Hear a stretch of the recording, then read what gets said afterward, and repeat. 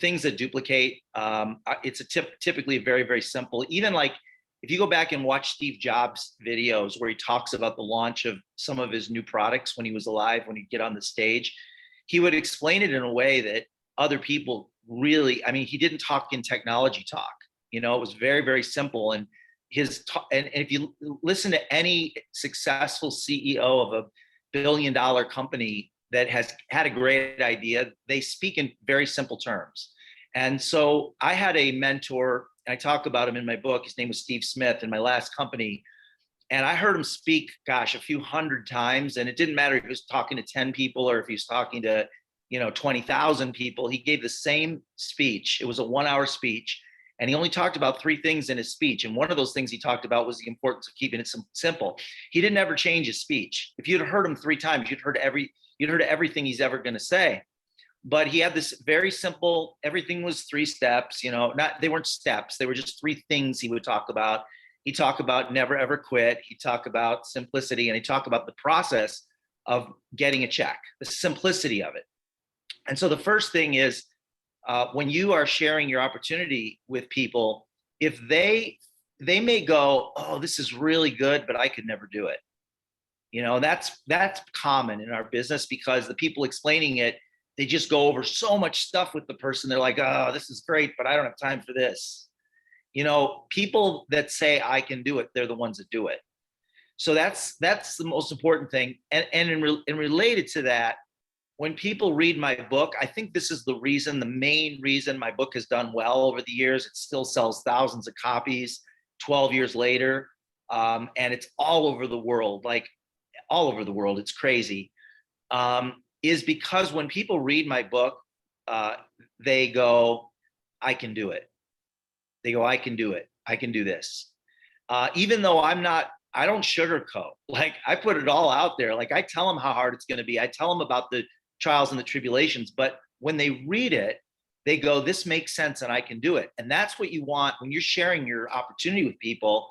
You want them, when you're done, if it takes you more than 20 minutes to explain what you're doing, and in today's world with Instagram and TikTok, people need to get what they're going to get within 2 minutes. Like, really, like, they need to be able to go, I can do this within 2 minutes. And that's the world we live in today. It used to be, when Ricky got involved, and even more so when I got involved early on, people would sit for an hour or an hour and a half to hear about your presentation, but they don't really do that anymore. Giving that formal business presentation that takes an hour, that model, it's not relevant today, because people consume their information in little chunks, little 2-minute, 1-minute chunks, even 30-second, 15-second chunks. So you want to be able to communicate in that way. And so Steve Smith taught me the importance of simplicity. And whenever I find myself kind of spiraling a little bit, where things aren't moving in the direction that I want them to, or maybe I've gotten a little bit stagnant, this is when I feel that, I always step way back, take a bird's eye view, and I go, what can I do to simplify this? What can I do to simplify the message so that the members of my team and the people that are not on my team, that are potential members, will go, I get this and I can do it. And sometimes you have to step way back from it, because you get so involved. The other thing I'll just talk about is water. Water is life. Our bodies are 98% water. If you have water sitting for a long period of time, it turns stagnant. It starts to smell, it starts to decay. But water in motion stays fresh. And we are primarily made of water. And and your business is organic. And if your business is stagnant, then it's not moving. If your business is not moving, then it's going to get stagnant, and it's going to, die. That's what happens. It's death is what it is. So that's another thing I do, is like, if my business is stagnant, what can I do to get it moving? That's why challenges are so good. Pulling teams of people together and, holding each other accountable. Anything you can do to create motion where you're sharing it outside of your circle. Your circle might be two distributors. Do you call them distributors, Ricky? Yeah. I think you're muted. Yeah. So if your organization is two distributors and nobody's doing anything, your business is just really stagnant. So what do you need to get it moving? You need to be sharing every day. You need to be sharing what you do. People need to know what you do. You need to be reaching out to people and creating those relationships with new people. Think about it, when a tree grows, again, trees are mostly water, right? When a tree grows, if it does not have green buds on it, it's not growing. And so you want to always be like asking the question, who's next? Who's next? Who's next? And if you have a process, you need to have a process. Follow Ricky and Francois. You need to have a process that gives people a real simple way of sharing, sharing your opportunity, sharing your product, and then be a promoter. Promoting is motion. Be a promoter. Be a promoter on social media. Be a promoter on your Zooms. Be a promoter when you're out in the world. And you don't have to be a charlatan. When I get together socially with people, I'm not talking about my business unless somebody asks, but I'm not that way. But I definitely, throughout the course of my day, I'm sharing what I do. When people ask me what I do, I tell them, and I tell them in a way that they go, that sounds really interesting. I want to learn more about that. So there's a, and then I'll stop and let you ask whatever questions you have, Ricky, or if anybody that's watching has any questions. But yeah, a whole group on Facebook. So we're live with Jordan. I know some of you jumped on late, and for me, Jordan, I think it's hard to pick one chapter, but one that from a leadership standpoint that really speaks to me. And when you read books over, you're at a different time in life, and especially in your journey in business, like your ability to break that chapter down because of experience is way bigger, right? Right. Because you have more depth in your experience. In chapter 20, why most people fail. The short attention span. It's unacceptable for Uber to take 10 minutes, pizza 30 minutes, they're upset. But the problems that you go over here, the short attention span, just like you were speaking about the presentation, that it can't be long. But for me, chapter 20, why people fail, I see this over and over. I mean, they get in network marketing, they're super excited, and they don't last 2 to 3 months. I mean, I think it's very common for people not to last 90 days or even 30. It's like they make a decision. They make a decision based on false information. The information that they can't do it. All of a sudden, at one point, something happens. One thing happens. It's usually just one thing happens, and that day they go, "I can't do this." And that's why I have a mantra: don't quit on a bad day. You're going to have bad days. You can have lots of bad days. And that's just the nature of being human and being in business. There's days that you're not going to want to do it. And because something happened, somebody, your best person quits and goes to another company, or, so you get raided. Maybe that happened, or there's some negative stuff being said about you or your company on the internet. I mean, there's lots of different things. Or your company, all of a sudden, because of supply chain. I'm going to just use this as an example. I don't know if it means anything to you in your company, but there's supply chain issues, and all of a sudden, the product that everybody wants is not available. That kind of stuff. So there's all kinds of things that can happen, and you'll never make it in any business unless you can weather those storms and keep your chin up and keep a positive attitude and keep waving the flag even when things aren't going your way. And that's hard. It's hard. And the truth is, we can talk about it and train on it and coach on it and all that. But then when you're in it, it's like a whole different game. It's one thing to talk about it when you're not in it.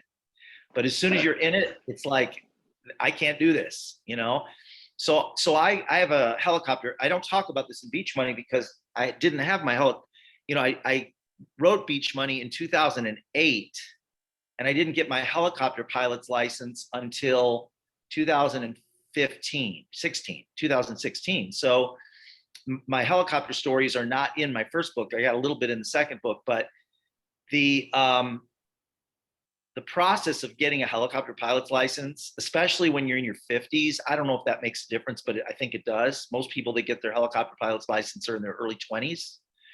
And the learning process, especially if you've been out of the learning process for a long time, all of a sudden I haven't had to learn anything in many years. And now all of a sudden I got like volumes of books I need to study and learn and test on.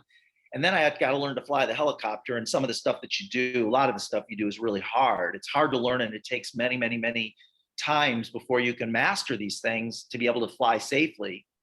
And there were hundreds of times in the 2 years that I got my license that I wanted to quit. But I already declared to my entire everybody in my life that I was getting my helicopter pilot's license. Everybody, right? And I couldn't just like back out of it. I'd have to come up with a really good excuse, and it would sound lame, you know? So I just like kept going back, even though I didn't feel like it. Many times I wanted to quit.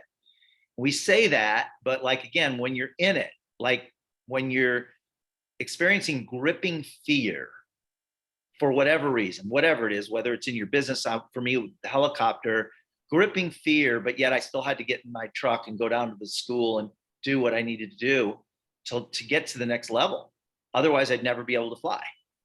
And I was excited about flying. I was refocus on the dream. Like whenever you're feeling that tugging to throw in the towel, you always want to refocus on your dream. You're going to give up on your dreams. Or you're going to give up on your family. You're going to give up on your kids. You're going to give up on what you've always wanted to do, but couldn't do because of money or because of time, because of one thing that happened. You know, it's just a blip on the. You won't even remember it 3 months from now if you just stick with it. And you know, when you continue to work when things are bad, all of a sudden something good happens, and you won't want to quit anymore.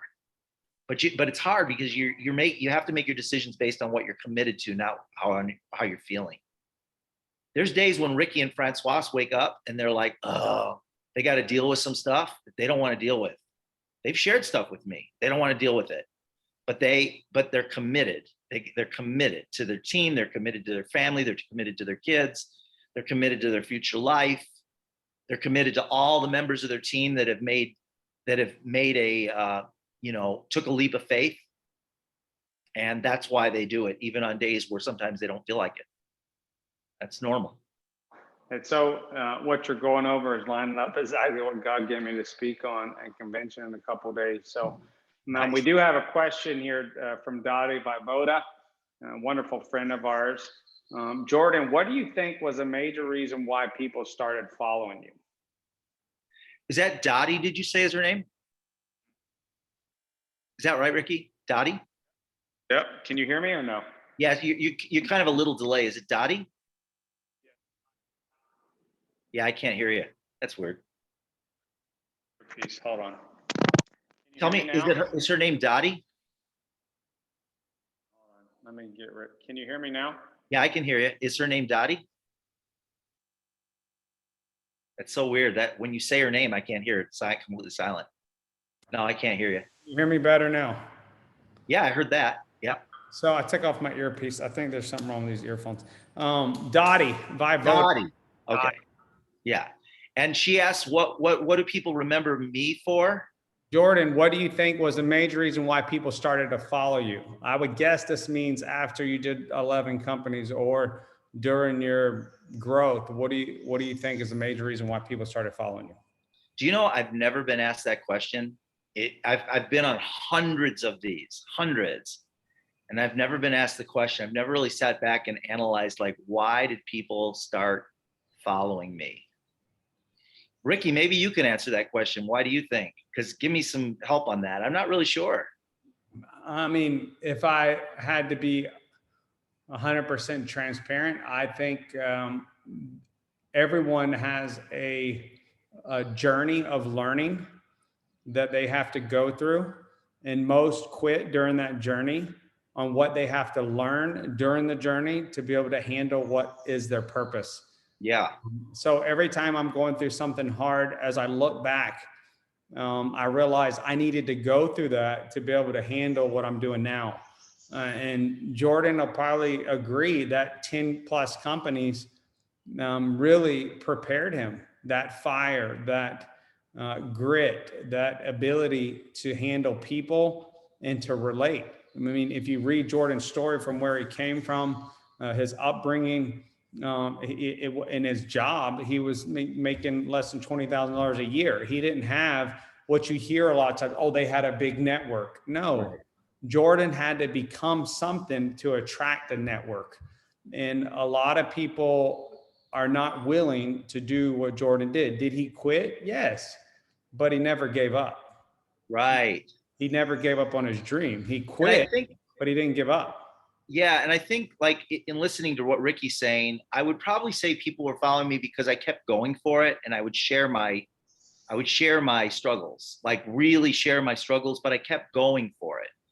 And I had little successes. Like I didn't have big successes on my journey. If you read, there's a chapter where I actually show my numbers, my income, and every single week I was on. We didn't have Zoom back then, so it was conference calls. But every single week I was on with some people, whether it was 3 people or 10 people or 20 people. Sometimes then it went up to 50, then it went back down to 20. But however many I could get together, and I would share what was working and what wasn't working, what I was doing. Like you want to share that on a regular basis with your team members.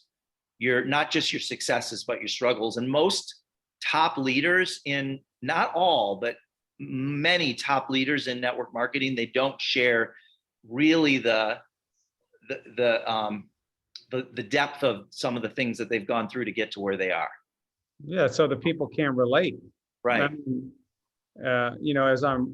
Jordan, was it your success too? I mean, honestly, Dottie, I think there's a part of plowing to reap a harvest, and he plowed for so long, he became a certain person, but he plowed enough, he found the right person. I mean, if you read in the book, listen to the story about Donna. I said to the team, who's going to be Donna? Who's going to keep on? And when Jordan flies twice to her location and no one shows up, one, nobody, 99.9% of the people would have quit. Yeah. But Donna, here's the key, didn't quit. She had that one word, grit. But guess what? Jordan didn't give up on her either. So there's a part of reaping a harvest about you believing in other people more than they believe in themselves and not giving up on them, right? My trip to see her twice, even though both times we produced nothing, just the fact that I would take my money and my time and go there, she saw that investment in her, that I believed in her. And so when I left, I didn't even know it, but she kept working and working and working and working and working, and I didn't even know she was working. And then all of a sudden she surprised me. I flew there, and she had placed a full page ad in the newspaper at that time. We don't do that anymore, but she did that. She rented a big room at the Marriott. I think it was the Marriott, if I recall. I don't remember. I'm pretty sure it was the Marriott. She used to work there. She rented this big room, and she set up all these chairs, and she had chairs in the back, and one person showed up, and he was a used car salesman. And we had raffles, and he won all the raffles because he didn't sign up. He didn't sign up. And, it was discouraging for me too, but I couldn't show her my discouragement. I let her know that I was bummed that nobody showed up, but at the same time I said, Donna, I believe in you. This is going to work for you. You've got, because she was really personable. She was well connected, but she had invited all these people and nobody showed up. Now we don't have to rent hotel rooms and plan months in advance and get airline tickets. We can just jump on Zoom. It's so much easier today. But because of that, because it's easy in, it's also easy out. Mm-hmm. There's less of a commitment on the part of people. So, and also this is another thing too. This is not about presenting to mass numbers of people. If you share your opportunity with 3 people one-on-one every week, or one person a day, and you do that consistently for 2 years, and just as people come in, train them, and then help them do the same thing for 1 or 2 people. That's what it's like. Imagine how a baby becomes a baby, like going from mom and dad to mom to baby. Mm-hmm. It starts with just a couple of cells. Yeah. Right. It's not like all of a sudden, bam, there's a baby.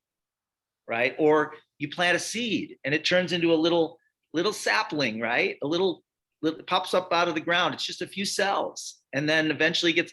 So it's like that's how you have to think about it. It's like planting seeds and nurturing and all those things. The other thing is Jim Rohn. Have you guys listened to Jim Rohn's audio on network marketing? That's a great one to play for your team. Building your network marketing business by building your, yeah, so good. Because it really helps you to see that, there's a percentage, a good percentage of people. Hey, so think about it. There's a good percentage of people that just aren't motivated in life, and nothing's going to get them motivated. Nothing you can do, nothing you can say is going to, there it is right there. I got hundreds of those. I use those all the time. It's great.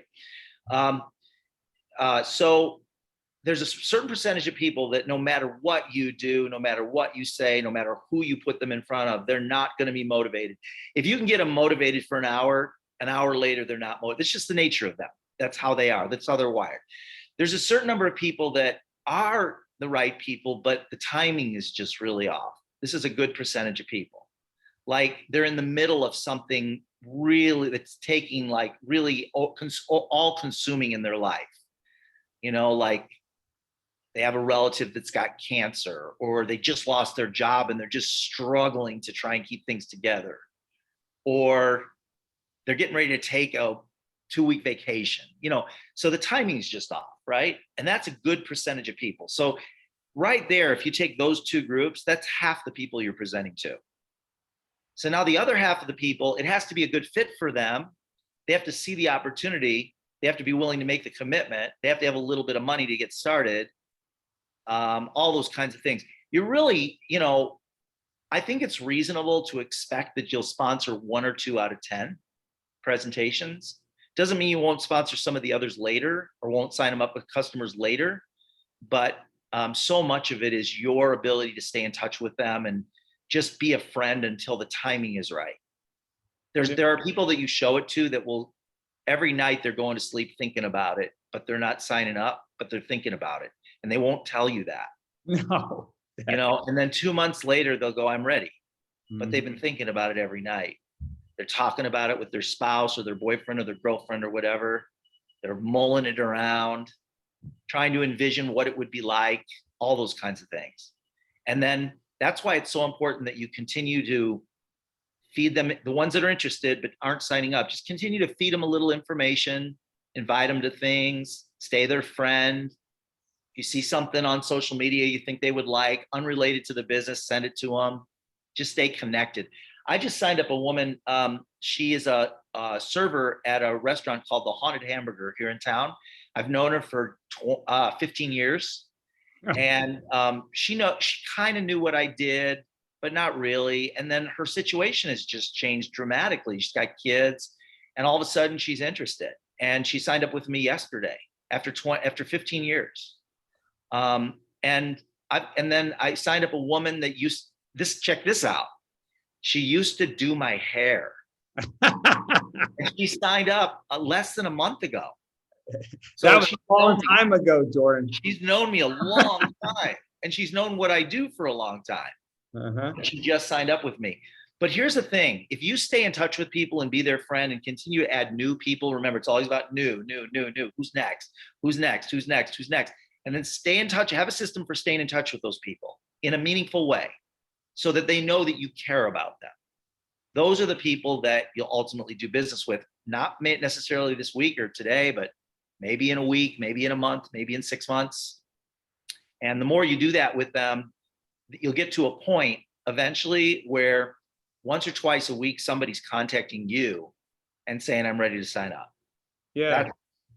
It is so true. I got goosebumps when we're talking about Donna. Donna's story made me cry, actually. I read the book again. Because so many people could be Donna that give up, but there's very few that are like Jordan.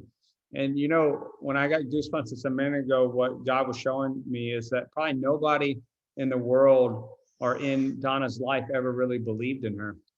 And there's so many people out there that didn't have belief from their own parents. Their parents told them how much they weren't going to achieve anything in life, how much they didn't even believe in them. And then here comes Jordan, and he showed her that he believed in her, right? And that's all she needed to hold on to her dreams. If we look at in the Bible, Matthew, he was a tax collector. He was hated by everybody. And Jesus came along and made him a disciple. Even the disciples ridiculed him. But guess what? Jesus kept showing him belief, that he had belief in him. And Matthew wrote a book in the New Testament. The problem is, in this profession, I see it over and over and over. People get into their storm, and then they quit believing not only in their self, but in the people that aren't moving. They quit believing in them and say, oh, they're not doing anything right now. They get aggravated, and through aggravation, guess what? That is the energy you're putting out there. That's the energy you're putting into the world. But also when you speak to them, or when you don't speak to them. I still speak to people that's been in my business for 4 years. I don't speak to them because they're producing. I speak to them because I believe in them. I know that if they stick around and one thing changes here, and they decide to be Jordan or Donna, and just put what I see in them, just like Jordan did, then they could go out and they could be in this book. They could write a book. They could be a top earner in network marketing. I mean, listen to Jim Rohn's story. I mean, he would have Girl Scouts come to his house to sell him Girl Scout cookies, and he didn't have $1 to buy Girl Scout cookies. Now, this man and this little teaching is probably listened to by more people in network marketing than anyone. That's what happened. Someone came along, his mentor, oh my gosh, I can't remember his name, came along and spoke into his life and believed in him. And now Jim Rohn is one of the most talked about network marketing speakers in the profession. And that's what we're sitting here with Jordan today. He believed in Donna. You need to believe in yourself. You wouldn't have wanted me in your business for my first 11 companies. No, seriously. I mean, don't you want somebody that's not gonna quit, that's gonna produce something? Like I quit I had no success. In fact, I was making, when I joined my 12th company, which was the first company I made money, when I joined that company, my job was paying me $14,000 a year. And so if you looked at my clothes didn't fit me. They were all way too big. Most people wouldn't have tried to recruit you. That's the key. No. Well, no, no. So it wouldn't have been a good, I wouldn't have been a good distributor in your business. But think about all the people out there that you meet that are like, this person would never be any good. You never know. You just never know. You can't measure the size of someone's heart. I tell my group all the time, the #1 income earner in network marketing of all time was a beer truck driver. His name's Dexter Yeager. Yeah. And he built the largest organization that's still going today that has $1 billion a month, $1 billion a month in sales. $1 billion a month. He was a beer truck driver. And you know what the key, you said it, the key is people, Van Womack here asked, Jordan, when did you actually know that your grit was going to start to pay off? You know, a lot of times I try to be nice to my group, right? But honestly, if you just listen to what Jordan said, he tells you the key. Share with 2 people a day. If someone was to share, I could probably bet my bank account, if they would share for 2 to 3 years to 2 people every single day, I promise you they'd be successful. Yeah. But here's what happens. They share for a week. They share at most for a month. Very few share for 90 days. Very few people share 2 to 3 people a day for 90 days. If you were to share for 2 to 3 years, you'd be successful in this profession. And, and from your waitress that washed you and your hairstylist back, how long ago was that, Jordan? Oh, the waitress, I met her 15 years ago. She probably really didn't know clearly what I did till about 3 years ago. And then the hairstylist, she's known what I've done for many years, like more than 15 years. Yeah, so we looked at timing. Timing, yeah. Friend watched her for 4 years. And we're friends. Like I see these people all the time. Like we're friends. We communicate through social media. We get together once in a while. They know what I do, but the timing wasn't right. And then all of a sudden they got excited for whatever reason. I mean, it's all about them and their timing. It didn't have to do with me. I mean, I'm the same. I'm presenting what I do, to the people that are open to taking a look. To answer, who asked the question about when did I know I have my grit? Van Womack, Jordan, Man.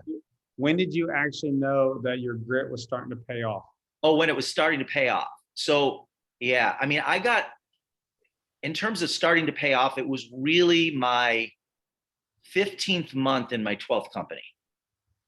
My 15th month in my 12th company, because I'd signed up Jackie. But hold Jackie on, before you get too far, 15th month, but during them 15 months, were you working the whole time? I was working my business the whole time. Yeah. Yeah. In fact, I knew that I could do this one. And I knew that if I didn't quit, like I had a couple of huge, I talk about them in Beach Money. It's a couple of things that would have knocked anybody else out of the business. But I had met the top money earners in the company, and I got to know them a little bit, and I realized that they were just like me.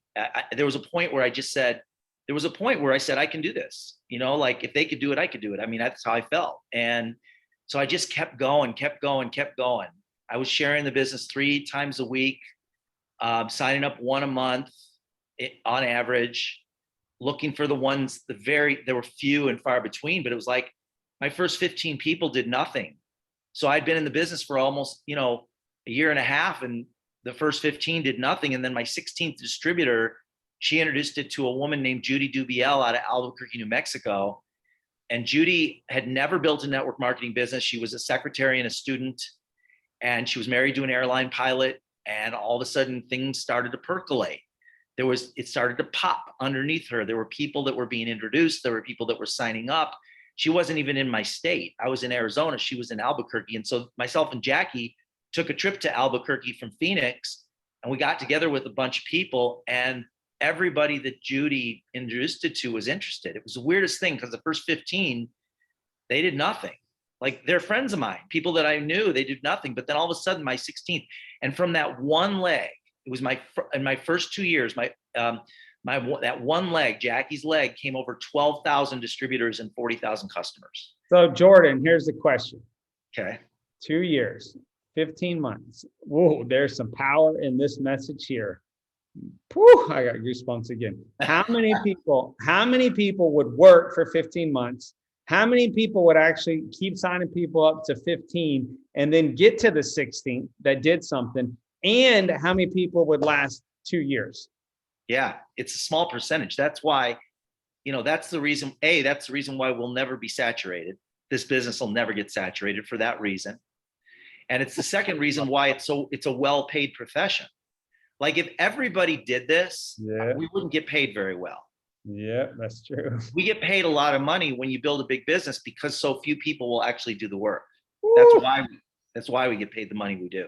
That is so good. And the comp plan is designed that way, because they know only 2% will go out and be Jordan. Only 2%. So you can pick to be in the 98%, or you can pick to be in the 2%. And sadly, breaks my heart that a lot of people pick to be in the 98%.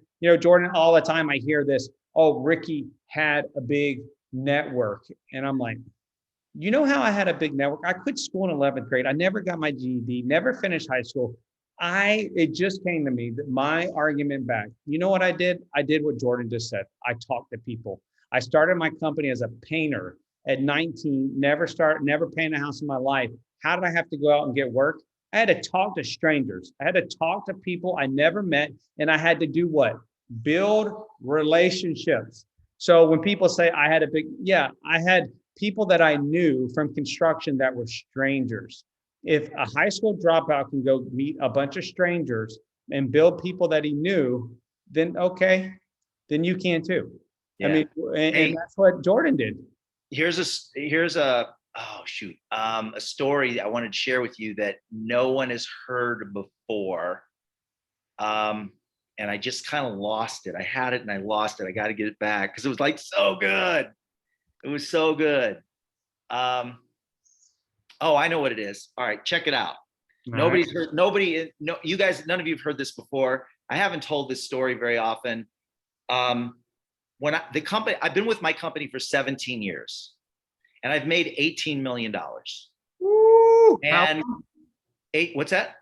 How much and how long? I'm writing it down. 17 years, 18 million. So about $1 million a year. And I didn't make $1 million my first couple of years. I didn't make $1 million my first 2 years. So But here's what I want to share with you. When I was looking at my company, first of all, what I do from the outside looking in, everybody, all of you, everybody would say, there's no way you'll ever make money doing that. Think about it. No way you'll ever make money, right, Ricky? Knowing what I do, everybody from the outside looking in would say, there's no way you'll ever make money. So what I did is I contacted the 5 people that I knew that I respected in network marketing, that I felt would really have a good handle on whether this was a good idea. And I went to Richard Brook, I went to John Milton Fogg, I went to Art Jonak, I went to, there were a couple others. These are people that, Todd Phillips. I went to these people that had very large connections with network marketing that could really give me a good handle. And I told them what I was getting ready to do, but I hadn't done it yet. And all of the experts, every single one of them said, Jordan, great idea, but you'll never make money doing that. They all said that. You'll never make all of them. Unequivocally, like it wasn't like you might, it was like you will never make money doing that. Even a billionaire who owns Burberry, his name is Roger Barnett. Roger Barnett he's a multi-billionaire, and I talked to him and he said to me, you'll never make money doing that. And I made 18 million bucks doing it. That's the reason, though, Jordan. You just told the secret. You went opposite of what everybody was telling you, and even in your mind at that moment, you have what most people don't. You're willing to do the hard things to get a result. Yeah. I mean, there's a question here from Dottie again. What did you do to get the server to sign up finally? And I would answer the question, he didn't do anything. Something changed. I didn't do anything. Something changed. One day, I went up there to have dinner one day at the restaurant. I was sitting at the bar eating a burger, and she said, she came over to me and she goes, I'm interested in your business now. That's it. Okay, he did do something. Jordan kept going. Jordan kept going. He didn't quit. And Jordan's been through hard times lately. He didn't quit. Jordan is one of my closest friends now. He's gone through storms, and that's my message and my wife's message this week, storms. And he didn't quit in the storm. And that's why. If he would have quit a couple months back, the server would have had no opportunity. Right. Jordan didn't go around every single day and say, I'm not going to quit because of some storm or some drama or my own thinking. He knew what this profession, there's proof. You have proof. When you look at this Zoom, and if you're watching the replay, you put replay in the comments, but if you're watching this replay, if 17 years, $18 million, and he told 15, he signed up 15, the 16th person did something, if that is enough proof for you. That was in my last company. In that company, I made 8 million. Okay. So you made 8 million. So let me just say this. So my first 11 companies, I made 0, never signed up one person. Mm-hmm. My 12th company, I made $8 million. And in 144 months, which is 13 years, 144 months is 13 years. In 13 years, I signed up 129 people, which is in 144 months, I signed up 129 people, which is less than 1 a month.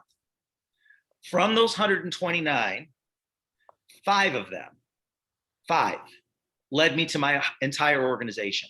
So 5 made you 26 million. No, 5 made me 8 million in that company. 5. Okay. Yeah. And the 124 of those 129, they quit or became customers. Okay. So in 144 months, you signed up 129. In 144 months, which is 13 years, less than 1 a month. 124 quit. Yep. 105 quit. Were responsible for all my income. 5 people made you 8 million. Right. That company was a technology company. We were in long distance phone service. We used to pay for long distance. Mm-hmm. Long distance went to 0. Mm-hmm. There's not a lot of profit to pay commissions on 0. Mm-hmm. So we went from being a $1 billion network marketing company to a $0 network marketing company and went out of business. We're a technology company, network marketing. So I joined 17 years ago, I joined my 13th network marketing company, which is the one that I'm with today. In this company, I've signed up about 600 people, Ricky. So in 17 years, I've signed up about 600, and that's about 3 a month. It's about 3 people a month, if you figure it out. All right. And from those 600, Yeah. I've got probably 15 that are responsible for 95% of my income. All right. 15. So if we did the math, 600, 10% is 60. Yeah.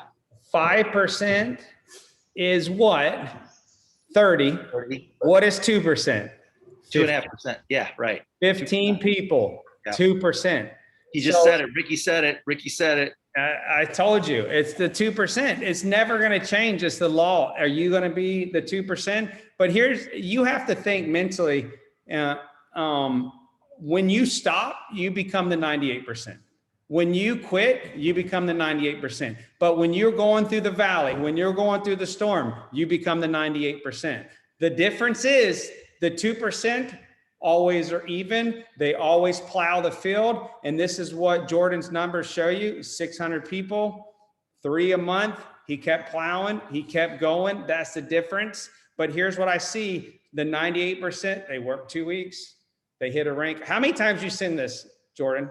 Someone hits about the 3rd rank in their company and they think they made it and they go, oh, and they take this breath like, oh, I hit this rank. In our company, it's gold. They get a gold cruise. They start participating in leadership bonus.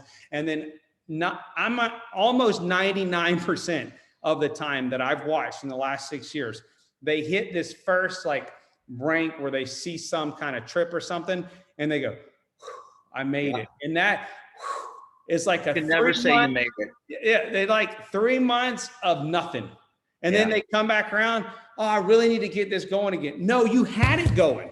You started to get traction, but you thought you kind of arrived and you deserved a vacation. Yeah, the reason that Ricky and Francois and so many others are successful at what they do is because they never arrive.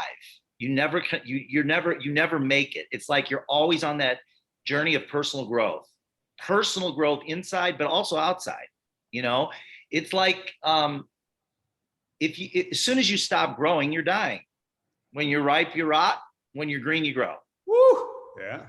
You know, the problem and the thing about it is it becomes about them too much. For people like Jordan, if you read this book, you can tell that his heart is really about other people as well. Yes, he has his personal dreams. He has his personal goals. He's given every single cent of this to what? A charity. That means he has a heart for other people. But here's what happens.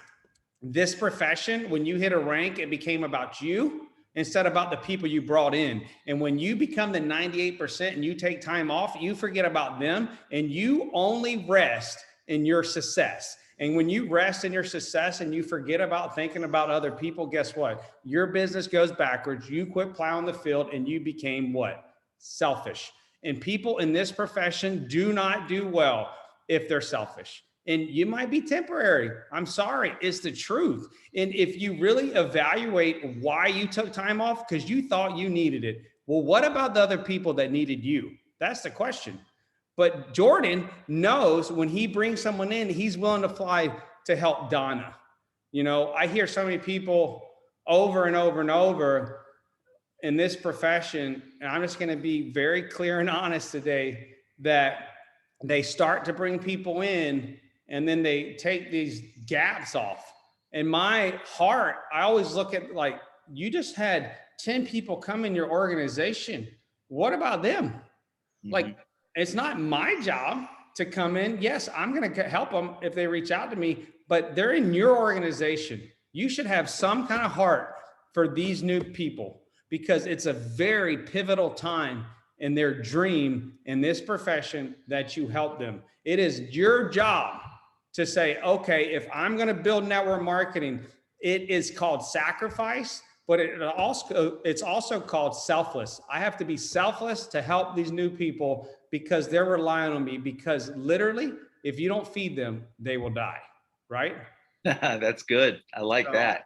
And the thing is, for me, Jordan, this book, I hear so many people that are in a higher level, even in my organizations, like I've read that book. It's a simple read, but guess what? 99.9% of the people in this profession will never pick up a book.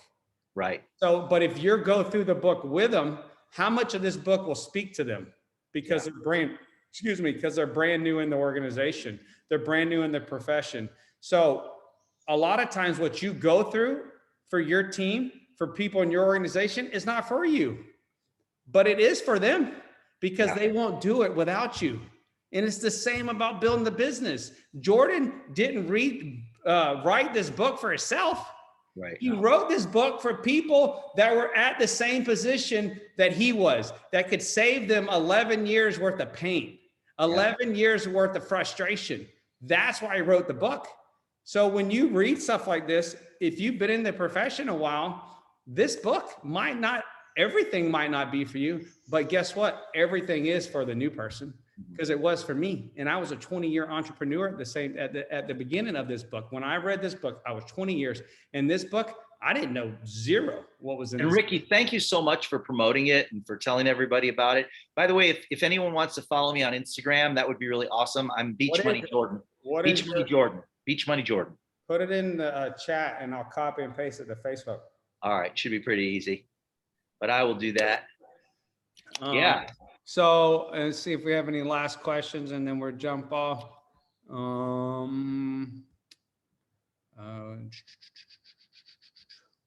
Someone said these are incredible numbers. Actually, these are the numbers across the board. It's not just Jordan. I mean, for Jeannie, it's everybody that does the numbers. Yep. These are the numbers. If you do the numbers, you take my numbers, they're the same. Because it's about people. It's not about your company. It's not about your comp plan. It's not about your product. It's about people. It's about the relationships. It's about their relationship with themselves. It's about their relationship with their family. It's about your relationship with them. But also there's patterns of decision making. there's a certain percentage of people. This is why the numbers that I shared with you are the same numbers that Ricky and Francois have and every other top person has, because there's a certain percentage of people that will do nothing. And that's just the nature of people. People are people, right?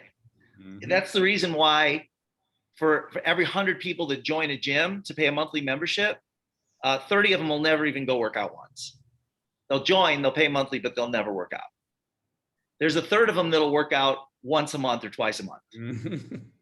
There's a third of them that'll work out a few times a week, and only one out of 100, only one. This is the nature of people. It doesn't have to do with the gym or the location of the gym or the equipment or the trainers. It has to do with people. 1 out of 100 will work out consistently for a long period of time and be ripped like Ricky. Hey, I was at the beach the other day, Jordan, you brought up a good point. You go to the beach and you think about this, take a mental journey, everyone with me. Think about, okay, I'm 43. I was started going to the beach when I was a kid, surfing at 7, but let's just go to like 15, 16. So let's take about 25 years. Look at the difference in the health of the United States when you go to a pool or you go to the beach, and compare it, if you're old enough, 25 years behind, in the past. 25 years, look at the difference. Okay, yes, the nutrition has changed, but there also are different varieties of nutrition, right? The level of commitment has changed. And what was going through my mind is like, even kids now are out of shape, like 10, 11. When I was growing up, 10, 11, there was no obesity, hardly at all. So the commitment level in the decision-making process has gotten very bad.